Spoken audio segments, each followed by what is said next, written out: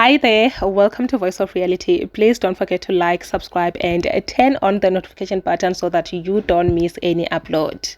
If there is one influencer that is always being bashed, is Sayan Boji, guys. She is always being bashed, and I really don't understand why.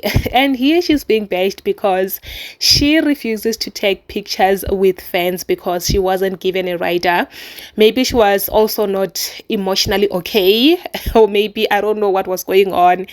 But when I say Mzansi reacted and everyone was just appeased by the way she reacted, everyone was just calling her out to know she's very rude and she don't have to act like that. But we also forget Uguti, these influencers and celebrities are people just like us.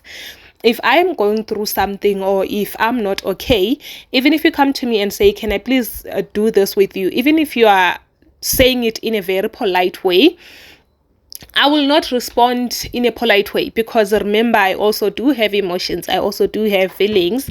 Maybe I might react in a way that you don't like it, or I don't know. But guys, let's just learn not to bash these influencers and think about them. They are also people. You cannot bash someone because they refuse to take a picture with you.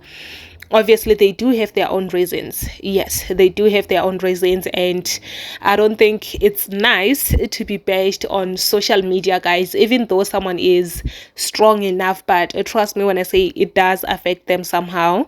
It does get to them. It's not nice when everyone is just against you on social media. Everyone is against you, saying you are rude, you refuse to take pictures with me, and guys, kuningi. And at this point I just feel like no, it's high time we leave these people and just understand that they are just like us. They do have emotions just like us. They do have feelings just like us. As it is specified there, Uguti, she wasn't given a rider. Maybe that's why she was also reacting in that manner.